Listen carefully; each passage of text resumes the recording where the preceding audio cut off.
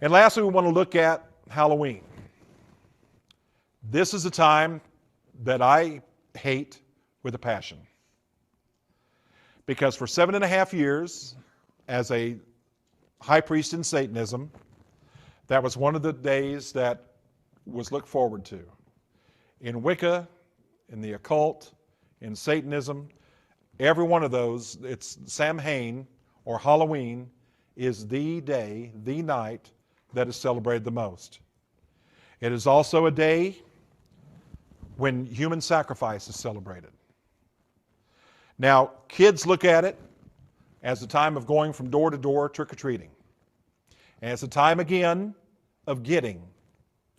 Because the whole premise of Halloween is to go from door to door, knock on the door, say trick-or-treat, and you get candy in your bag. Hopefully. Okay? I always wonder what would happen if you walked up and went trick-or-treat, and they went, oh, trick, and shut the door on you. Probably. But Halloween is a time when kids look the most to being something other than themselves. And it's also a time to dress up like ghouls and goblins, witches, your favorite superheroes. Some kids even dress up like Bible characters. And we put the jack-o'-lanterns out, the pumpkins out. We go get them out of the pumpkin patch. You know, we go on the hay rack rides where we can get the pumpkins and go carve faces into them. And it's a night of fear. And see, we celebrate fear because people like to be afraid. But is there another agenda behind Halloween? Is it all fun and games, or is it something else?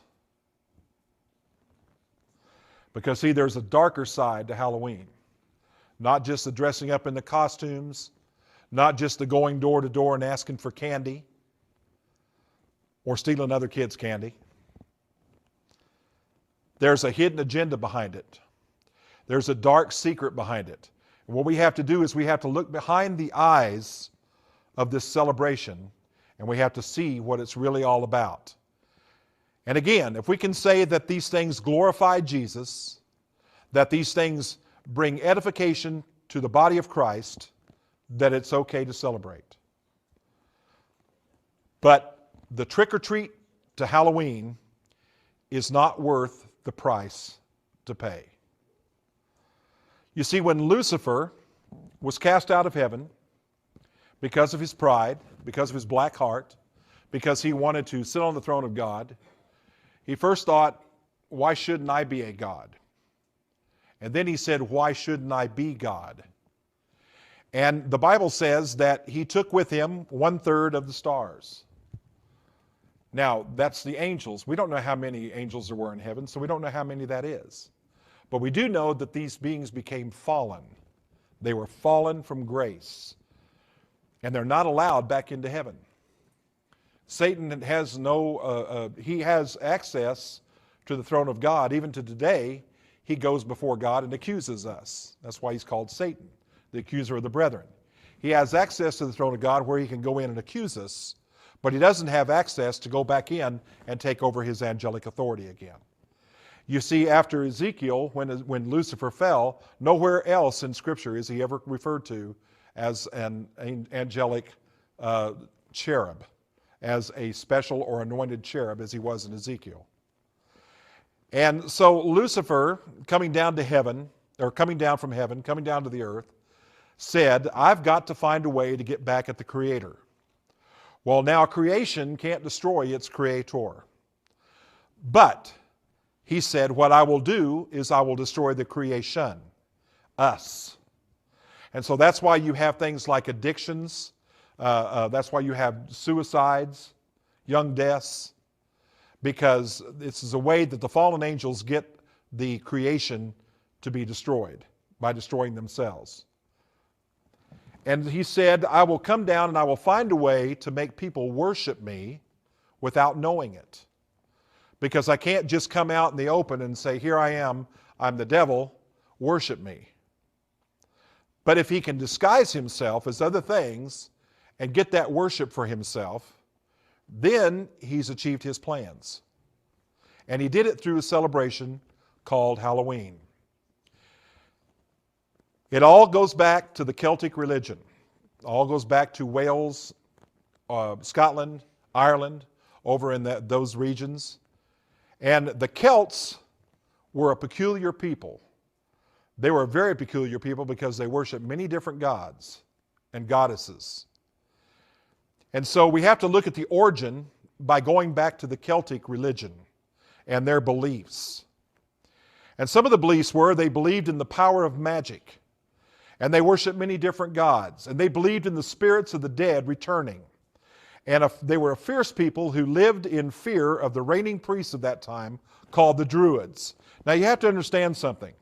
These people are so afraid of the Druids, because that's the religious priests, they are so afraid of them that they will give their lives if the Druids tell them to. That's how much they fear them. They are very ritualistic. They practice witchcraft. They practice seeing, looking into the future, spells, and they look to omens to tell them their future. And these priests were also known as the mighty men of oak because they carried oak staffs, and they believed that these staffs contained magical powers that they could call on at will. And they practiced human sacrifice as homage to their gods in return for favors that year. That's the Yule.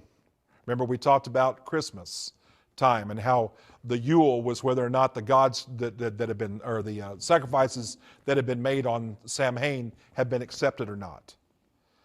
And these sacrifices were made on their most celebrated day called Samhain. And Samhain is a night when spirits of the dead rose from their graves and walked the land. And they were so afraid of these things, walking around. And you know, when you come back as a dead person, you're kind of decayed and everything, so you don't look like you just went to the salon. Yeah. You know, you come back, you're weird looking, you're scary looking. And so in order to trick them, what they decided to do was to dress like them. Now, if spirits come back, not only they were your friends in the flesh, they'll still be your friends in the spirit. If they were your enemies in the flesh, they're still going to come back and try to get revenge. So they're also your enemies in the spirit. And to protect themselves from all these vengeful spirits, what they would do would be to don costumes and try to look like them in order to trick them by making them blend in. And that's where we get the custom of the Halloween costume. The Celts would dress up in order to trick these spirits into thinking that, oh, I'm one of you, don't harm me. And that's the premise of the Halloween costume. And they would dress up in grotesque costumes. I mean, they would try to look like these beings, like these demonic spirits. Now, the origin of trick-or-treat. Kids, I want you to listen to me very carefully. As I told you before, I don't sugarcoat anything. And I'm not going to sugarcoat this. Here's where trick-or-treat comes from. These priests, these Druid priests on Samhain, on the night of Samhain, would go across the countryside and they would demand a sacrifice be made.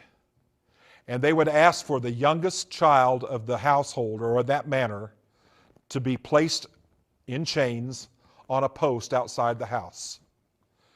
And they would pass over the land that night, and if the sacrifice was young enough and innocent enough and acceptable, then they would carve grotesque face in a turnip, not a pumpkin. Not a pumpkin.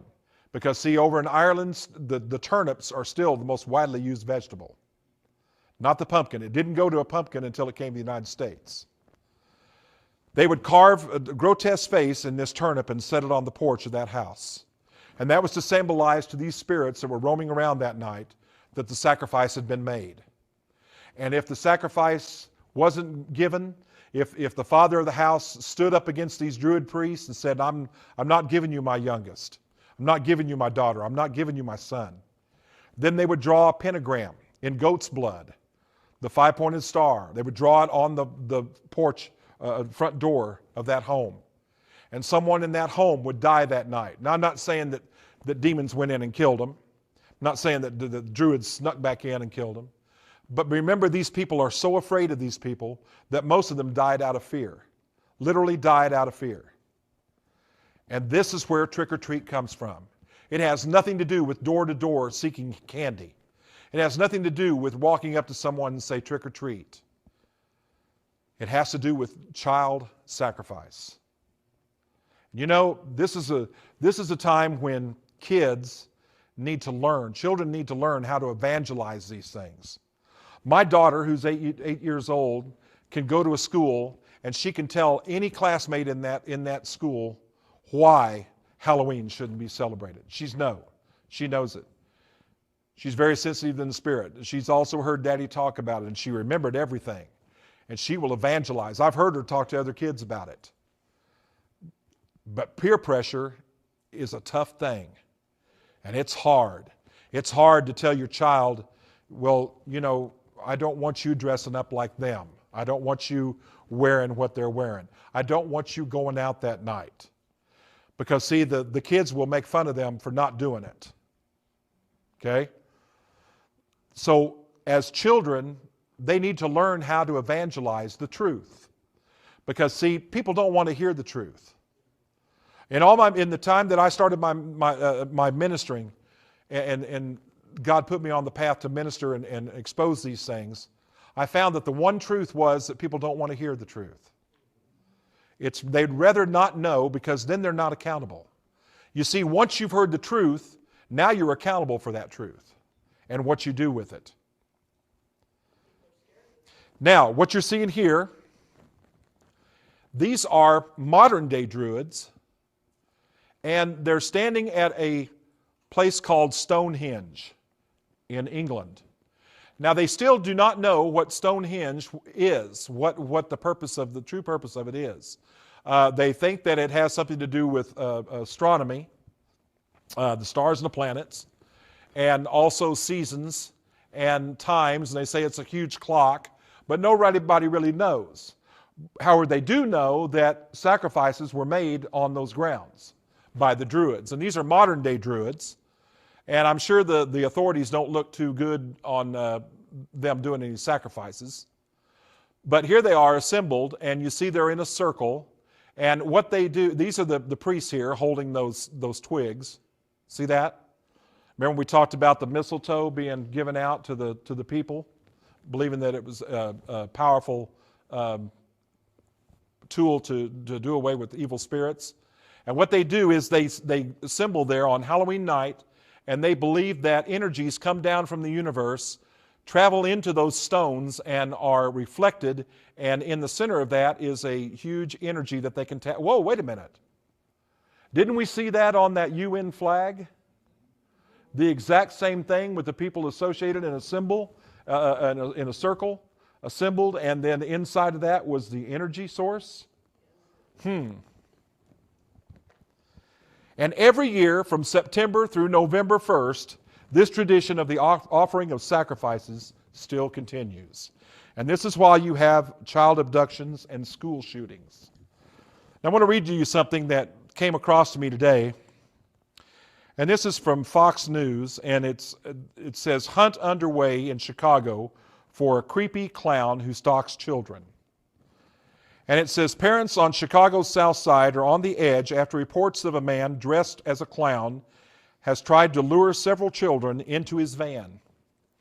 The creepy clown, who has been spotted 4 times in the past week on the city's west and south sides, wears a wig and full face paint and carries balloons when he approaches children. And area schools are on the alert, and some have even sent letters home to parents telling them to warn their children about talking to strangers.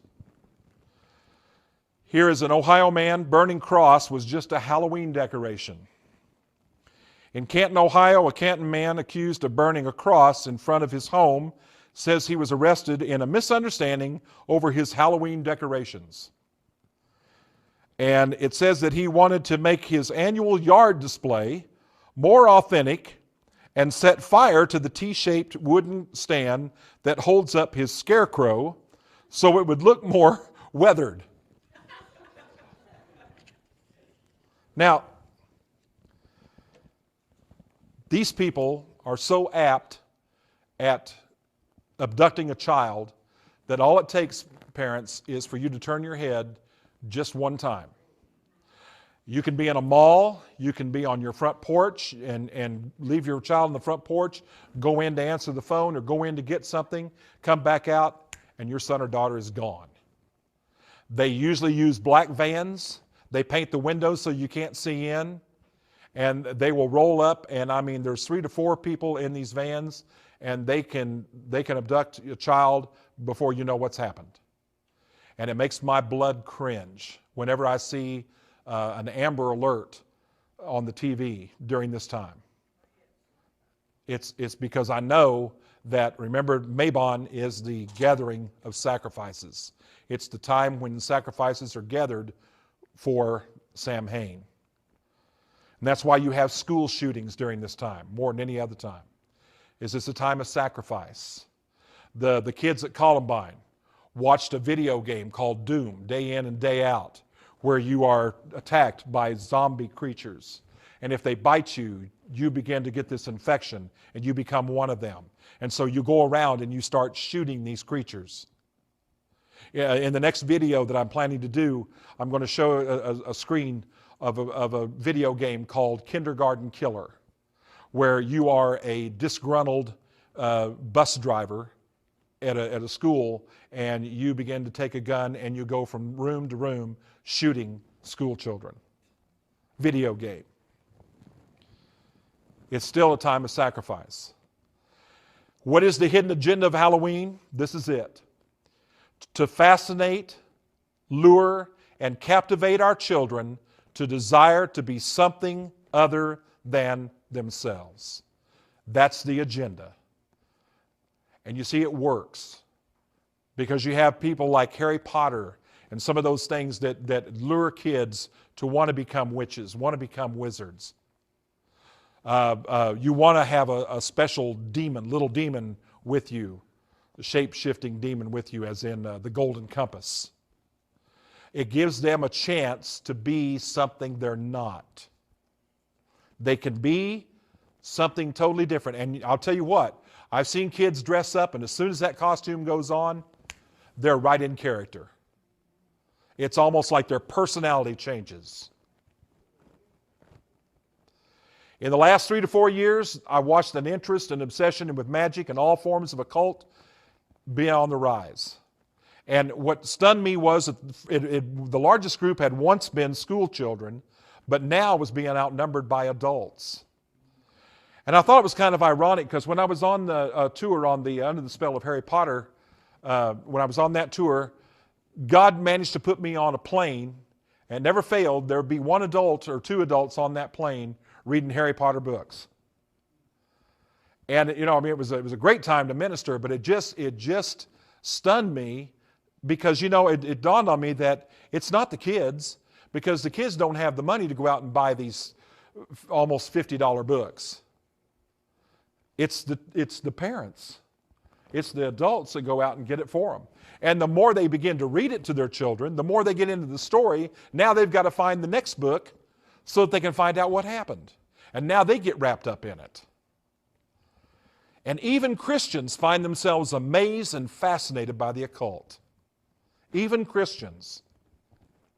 It's all part of the strategy. After all, we've been told by our prominent church leaders. I remember when Chuck Colson came out and he said, we've got to embrace all religions. And he's not the only one that said that. And we've got to realize that witchcraft and Satanism are a religion.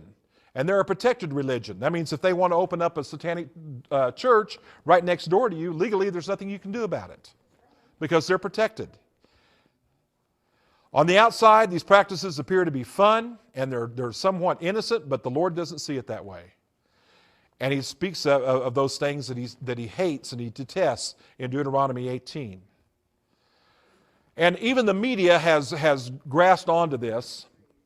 Now, I wonder if some of you have seen some of these. These are programs that are on television now. One of them is called Ghost Hunters. And these are plumbers by day and ghost hunters by night. And what they do, it's on the Sci-Fi Channel, and what they do is they They go into places that are reported to be haunted, and people see apparitions in the house, or they see things moving around, or they've had attacks go on. And so what these guys do is they go in and they do what's called electronic voice projection, and you can't hear the spirit speak to you. In other words, a ghost can't speak to you where you can audibly hear him, but he can talk on a tape recorder. And so what they do is they take this special tape recorder and they put it on a table in that house, and supposedly the spirit speaks to them on this tape recorder. So when they play it back, they hear the voice of the spirit speaking. Another one is paranormal state. And these are college students that have formed a paranormal investigation team. And what they do, they don't just go out looking for ghosts, they go out looking for demons. There was one episode where there was an 8-year-old boy, and he was being attacked. I mean, literally attacked, being thrown against a wall, being scratched, being literally attacked physically by something in the house. And so they went into this house, and they played the Ouija board, and they contacted the spirit, and the spirit attacked the boy, and you saw him fall off of a chair, and he grabbed his stomach, and they opened up his shirt, and there was 4 scratches across his stomach. Now, ghosts don't do that. That's not the spirit of Uncle Bob or Aunt Lucy, okay? That's a demonic spirit. That's a demonic attack. There's most haunted places, haunted America. Oh yeah, there's even Montel featuring a woman called Sylvia Brown. And Sylvia, good old Sylvia, she's a psychic, you know. What she does is she talks to these people, and she sees dead people, okay? And they're all over the place. They're all around you. And she talks to them, and they talk to her. And so, you know, you can find out where Uncle Bob kept the inheritance or hid, you know, your money, you know, type of thing. And so she tells them, well, this is just Uncle Bill, and he's mad because you moved the piano from the family room to the playroom, and if you'll move the piano back, he says that he'll stop all this attacks and everything will be okay. And so they do it. And so then all of a sudden the spirit stuff stops, and now they're happy, and they're you know what they've done? They've just given that spirit license to be there. Instead of going in and casting it out, they told it it's welcome, and it will stay there. And the elements of this satanic ceremony called Halloween is fear. See, people like to be afraid. It's the thrill of the rush. That's why you get on a big roller coaster, and you're going down that roller coaster, and you do the most stupid thing, I think, is you stand up or you throw your hands up in the air while you're getting ready to go down. You know, it's the thrill of the rush. It's that rush of fear, that adrenaline rush that we all search for. That's why your teenagers go to those slasher movies where they're killing teenagers by the droves, and they're slicing them up and they're mutilating them. And it's the kind of thing that if you can sit there with your girlfriend and not get scared, not cringe or jump, you know, but she's over there just literally going off, then you're the man. Okay? So it's an element of fear, because see, fear will grip you faster than any other emotion, and it will capture you. Some of the aspects of Halloween are ghosts, ghouls, witches, devils, haunted houses, monsters, and what the police call Hell Night. And any police officer or sheriff's officer, deputy, will tell you what Hell Night's all about. So let's look at some of these things. Let's first look at ghosts and ghouls, because what they say is that ghosts are the disembodied apparitions, and they are your dead aunt or uncle or father or mother's spirit that is now coming back and visiting you, or visiting someone in the house. Or it's a spirit that doesn't want to go into the afterlife, and so now they're trapped in this house, and they just want to stay there. That's what a ghost is. What really is a ghost? Well, here's a question. If a ghost is an apparition, what they call ectoplasm, and you can't touch it, okay? You can't literally physically reach out and touch it, because you've seen, you know, when they have the apparition, somebody will try to touch something and there's nothing there, it's just air. If you can't touch it, how can they touch you? And you know that there's a scripture in the Bible in 1 Samuel that says that the dead know nothing. So if the dead know nothing, why are you trying to talk to them? Why are you trying to reach out and touch them anyway? You're forbidden to. Another scripture in Hebrews 9:27 says, and it is appointed unto man once to die, and after this they keep coming back. Or they just roam around the earth. Or their spirit is trapped here. No. But after this, the judgment. There is no roaming around. There is no second chance. Ghosts are what we call familiar spirits. They are demonic spirits that have been around you 24/7 or around the person that you're trying to contact through a Ouija board or going through a seance 24/7. And they know everything about you and about anyone else. And they will communicate back and forth to each other. And that's how they know so much. And that's how they can answer all your questions. And now you think it's that person that you're really trying to contact because nobody else would know what that spirit was telling you unless it was really them. Well, trick or treat. Ghouls. These are beings that are half dead, half alive. We call them zombies. Okay? Or people that just had a bad day at the doctor's office. And these things are grotesque, and they feed on human flesh. And again, these are the kind of movies that our young people go to. They get that thrill of watching these things, seeing other people being slaughtered, mutilated. Witchcraft. We look at witchcraft, and sometimes parents tell their kids, oh, honey, that's just something on TV. That's just something out of the Wizard of Oz. You don't really have to worry about that. Or there's a good witch and a bad witch. You always notice that in the stories there's a good witch, but then there's a bad witch. Well, the Bible says the only good witch is a dead witch. So, you have to start giving your children the answers that they deserve to have, which is the truth. And witches actually cast spells, and they are primarily, traditionally, and exclusively of the female gender. Very rarely is a male ever allowed into a coven. And these witches will meet and they will do what is necessary to promote themselves. Whether it's going out and casting a spell on another girl, or going out and casting a spell on an ex-boyfriend that dropped you, those sort of things. Young women by the hundreds flock into bookstores around the world. They're seeking to tap into that secret magical power that will bring them their heart's desire at their command. And there was a book out years ago called Teen Witch, written by a witch named Ravenwolf. And in Teen Witch, it appealed to teenage girls to want to get into witchcraft, want to study witchcraft. Because, see, it could tell you how to get if a woman had a boyfriend that you wanted, it told how to put a spell on him to make him leave her and go to you. It also told you how to get the A's on the school test, how to rule the mind of the teachers so that they would give you good grades, so that they would pass you even though you were failing. All kinds of things like that. And that appeals to teenagers because they want things and they want it now. They don't want to wait. And so Teen Witch was one of the best-selling books on the market at that time.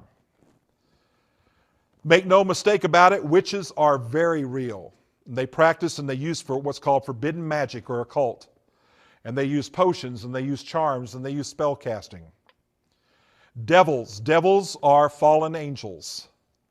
They're now no longer angelic status. When they fell from heaven, they lost their angelic authority.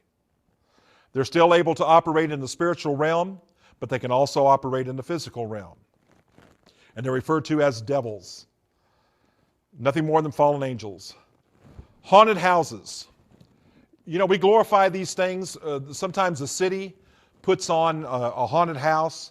Some good organizations, well-meaning organizations, will sponsor what's called a haunted house. And these things bring big bucks in. Millions throughout the year, throughout this time of the year. Because people want to get scared. They want to be afraid.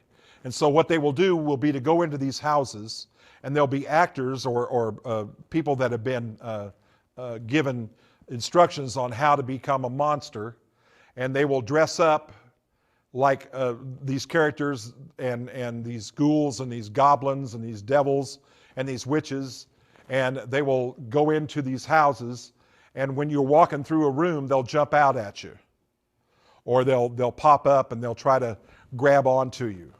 And it's all the element of fear, because not only will you go through the house, you'll also turn around and you'll go back through it again, because once you've seen it now you know what to expect, so now you go through it.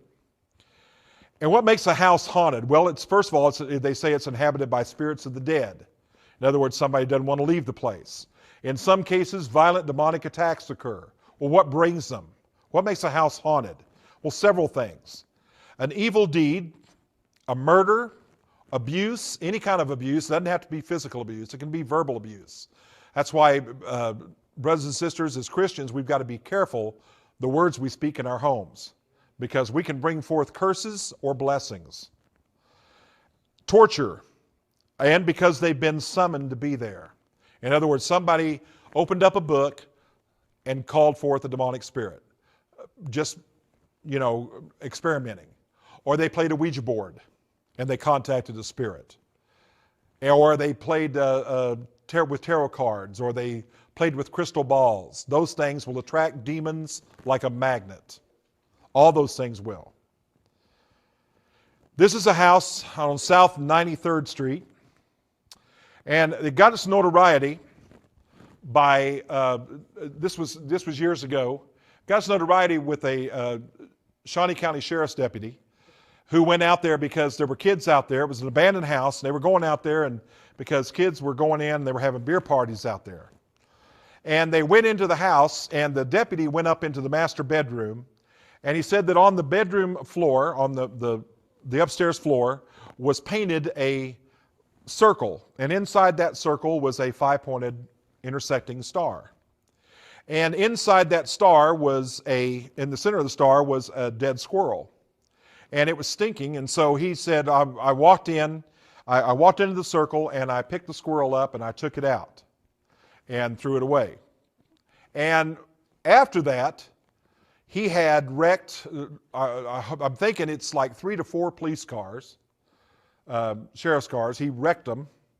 He fell off of a ladder. The ladder scaffolding just gave way, and he fell off, broken arm. His wife went through a bunch of ailments, and some of his kids did also. And he attributes what happened to him because he walked into that circle and got that squirrel out. Then it got notoriety because kids now thought it was kind of cool to go out there, and so they did, and they started walking in there, and they would hear voices speak to them with no one there. Some kids reported going into rooms and their names would appear, like something was carving their name on the wall or on a door. And then there were people who went out and took pictures of the house, and not on the regular photo itself, but on the negative, you could see flames coming out the window of the house. And the house got kind of torn down, run down. It was kind of fallen down. And the good brother that brought me to the Lord, he called me and he said, let's go out there. And I said, okay. And so we did, and we walked in the back, and outside in the backyard, it was interesting because covering the whole backyard were these huge stones, and they formed a huge circle in the backyard.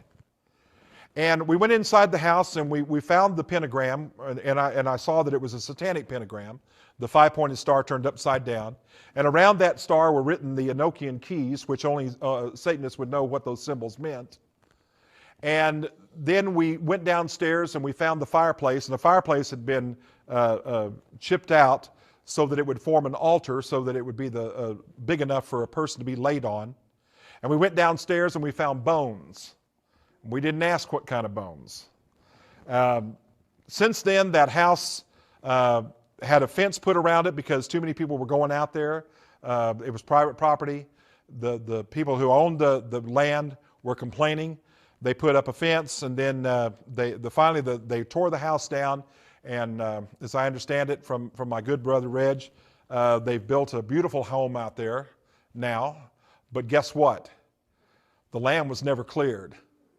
What was there before is there now. And it's only a matter of time before evil rears its ugly head and stuff starts happening in that home, because they never repented and never cleared the land. This is Anton Szandor LaVey, the head of the Church of Satan. Look what it says. We think too different. There are those who actually worship Satan and will make a pact, a blood pact with him for fame and fortune or whatever their heart's desire is for a certain amount of time on the earth, and then Satan calls on that contract. We have the wannabes and you have the elite. The wannabes are the kids that dress up in the face paint, like the white paint, put the black lipstick on, the black around their eyes, paint their fingernails black, and they're fascinated with death. They're called goths. And the elite are your doctors, your lawyers, your professionals that are high up, even government officials that are high up there, that are in the position they're in because they've signed a blood pact. Hell Night. Ask yourself this: why do all the idiots come out on Halloween? Literally, I mean, laced candy. When we started hearing about laced candy, people putting PCP in candy, injecting it into candy. Now, who would do that to a child? It's like if your mind is not all there, or you have some kind of mental disability, you can be affected by these things more than anybody else. There's vandalism. Police will tell you that there's more vandalism on that night than any other night. I don't know how many mailboxes we've had destroyed by kids going down the street on that night, and they'll take baseball bats and hit the mailboxes and break them off. I got smart. I put a big metal post in there so that if they hit with a baseball bat, they're going bing. But it's a night of vandalism. It's arson, where they set fires to buildings, and there's also deaths. Remember years ago, there was on the college campuses, people were building huge bonfires and in celebration or building in effigy, and they were making these things as high as they would go, and then people were falling off scaffolds or off of platforms and falling into the fire and dying. Hell Night. People participate in strange games and customs of this pagan religion. Some of the things that they participate in is bonfires. These were bonfires built to light the way for the spirits. And they were also used in Druid sacrifices of humans. What they would do would be to put the sacrifice in a wicker basket, and they would hang it over a huge bonfire. And the way that the sacrifice burned told them whether or not they were going to have a good year. The guy in the basket wasn't having a good time, but it told the Druids whether or not they were going to have a good year. Snap Apple. This is a game, we call it bobbing for apples, and it was a means of divination, and it was played by boys, young boys. And apples were set afloat in a tub of water, and if you could take your hands behind your back and you could reach down into that water and pull up an apple, that you were assured of the love of your desire. And that's where the bobbing for apples comes from. Divinations, they have runes, casting stones, and scrying, and that's like taking a mirror and painting it black, and if you stand there and look long enough into the mirror, you're supposed to be able to see things. Well, I'm sure if you looked into a black mirror long enough, you start seeing anything, But and it was divining of the future, and they would ask it questions concerning marriage, luck, health, and when one's time of death was going to be. Those were popular questions then. Owls, bats, cats, and toads are things you see all over in Halloween. They're creatures that are familiarized with Halloween, and they're considered to be what's called witches' familiars. And it's believed that Satan would take the form of one of these animals and aid the witch in divining the future. Jack-o'-lanterns, these are the pumpkins. Remember we talked about it started out as turnips, and then when it was Americanized, it was pulled over to pumpkins. And they started carving grotesque faces in pumpkins. Also called lantern men, hobblangers, or will-o'-wisp. And there were ghostly lights that bobbed along like a lantern in someone's hand, called corpse candles over in England. And they would appear in bogs and things, and people would see these lights and think that they were spirits. And the Celts would carve grotesque faces in turnips to fool evil spirits. Today, not much has changed. We're still doing exactly the same practices. Sam Hain, the Lord of the Dead, the Night of the Dead, is glorified and promoted in the movie industry. There was a movie out in 2007 called Halloween, a remake by Rob Zombie. And it was a remake of a series of movies called Halloween. And it featured a maniacal killer called Michael Myers. And Michael Myers killed his sister with a big butcher knife. And then all of a sudden, something possessed him. And he was put into an institution, and he grew up in an institution, an asylum. And he was worked with a doctor, and the doctor said that when he looked into the eyes of Michael, all he saw was pure evil. That he knew that evil existed because it was living in Michael Myers. And now Michael Myers escapes from the asylum, and he goes about and he dons believe it or not, he dons a made-up William Shatner mask. You know, the captain, from Star Trek. And he dons one of those masks, but it's painted white and made to look totally different. And he dons this mask, and he dons a pair of overalls, and now he goes about killing teenagers. And when you watch the movies, it's nothing more than a time of mutilation and murder. I mean, and it's graphic, very graphic. And you see that rush, that adrenaline rush, is what draws teenagers to watch these movies. And the weird thing about him is you can't kill him. You can blow him up, you can cut him up, but you can't kill him. He keeps coming back. There's Halloween 1, 2, 3, 4, 5, you just can't get rid of him. Can't get rid of Michael Myers. The enemy is real. Then we have to learn the hidden things about him. We have to learn how to discern what is evil and what is not. Now, listen to me, we cannot become Christian witch hunters. There is not a demon under every rock or a devil around every corner. But when something is out and out open and they're blatant about it, then it is our responsibility to expose that darkness. But we can't be Christian witch hunters and go looking for the devil in everything. Because see, the trouble is, if you look for the devil in everything, you're going to find him in everything. The enemy is real. It's not something made up. It's not something out of the Wizard of Oz. It's not something in a book. He's real. He exists. And his plot and his plan and his whole agenda is to get rid of God's creation. There are those who worship the devil in the dark side, and they're very dangerous. The Gothic, we talked about, the Gothic movement came about several years ago, and it gave people an opportunity to celebrate death, people that were fascinated with the macabre.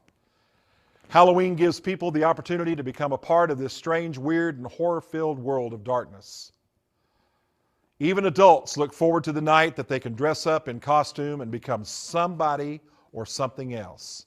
Remember, the whole agenda is to fascinate and lure and captivate into being something other than yourself. And as a child, we're taught that it's fun to scare others. Oh, it was great. I mean, I used to look forward to Halloween so bad as a teenager. Because see, I'd lay down by the porch on our house, and I'd lay there and wait for kids to come up to the porch. And I had the light kind of dim on the porch. I put in like one of those 10-watt bulbs or whatever, so that they couldn't really see really good. And I had a glove filled with Kleenex, and it was hanging out of the mailbox. And I had I had on the middle finger, I had a string going up, and I could move that string and make that hand wave, like this. And it was so much fun, I mean, the kids would come up to the door and they'd ring the doorbell, ding dong, and I'd go, oh. And these little kids would look at each other and go, what was that? And I said, I don't know. Like that, ring it again. Ding dong, and I go, what do you want? Like that. And you can just see the fear. They start trembling, and I'd be like, and I start working that hand, look at that hand, going up and down. And they were just scared, and it was fun. And they'd drop their candy and run off, and we'd pick it up, it was great. But it gives us a time to really scare other people And it's fun to scare other people, see? What they're actually doing is they're opening themselves up to secret things that are biblically forbidden and should remain sealed. Should never have been opened. But most parents don't see any harm with allowing their kids to dress up and copy these things. They even see it as innocent fun. Blessed Samhain. What you're seeing here is a witch in her cauldron. See the Ouija board, the Wiccan star. They celebrate this night. This is one of their holidays. If Satan had a holiday, this would be it. Why would any child who professes to love Jesus want to dress and look like something that God says he hates? He calls it an abomination. Deuteronomy 18 says that God finds these practices to be an abomination. When thou art come into the land which the Lord thy God giveth thee, thou shalt not learn to do after the abominations of those nations. Abomination is something that God detests with his whole heart. There shall not be found among you anyone that maketh his son or his daughter to pass through the fire. That's child sacrifice. Do we still have that? Absolutely. One way we have it is abortion. Or that useth divination. These are tools used for foretelling and seeing into the future. Crystal balls, tarot cards. Or an observer of times. This is stargazing, astrology, divination, supposed influence of the stars and how they work on your life. You know, what sign are you? Or an enchanter, one who hypnotizes and controls through his voice or by music.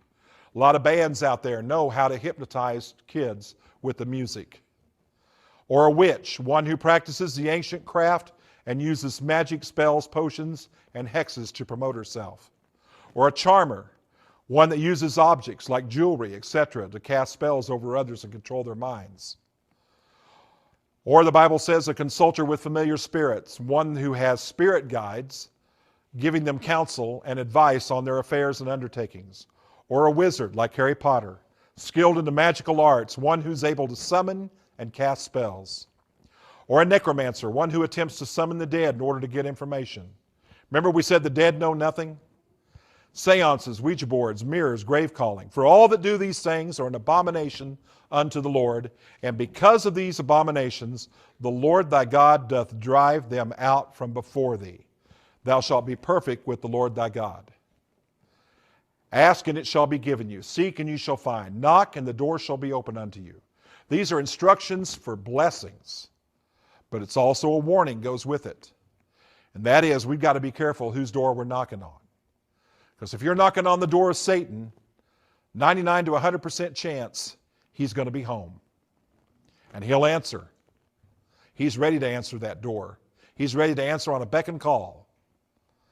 In the book of Proverbs, we find the lifelong fruits of training a child in the way he or she should go. We're able to make this training so strong and deep that our children grow older, they won't depart from it. Train up a child, Proverbs 22:8 says, in the way he should go, and when he is old, he will not depart from it. If that same child is trained in the ways of the world and Satan, chances are they won't depart from that either. Former Beatles member George Harrison understood this. He was a Hindu, and he worshipped a Hindu god called Krishna. And in a Rolling Stones interview, he said this: the main thing is to get the kids, nail you when you're young, and brainwash you.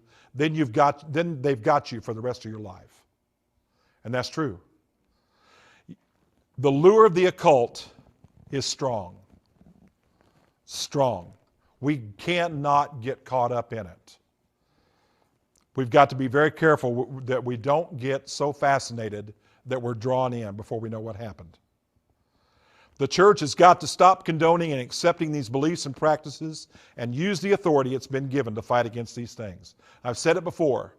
The church is the only institution on the face of the earth that has the authority to go against the very gates of hell itself. But we're not doing it. We've lost our spiritual muscle. We've lost that authority. We've got to get it back. We've got to realize we're in a war.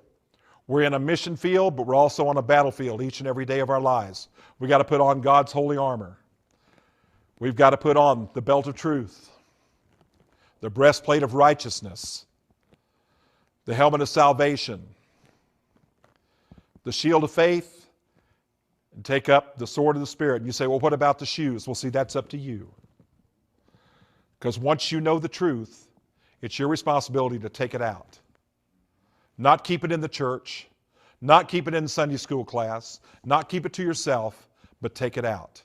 Because there's too many out there that are perishing.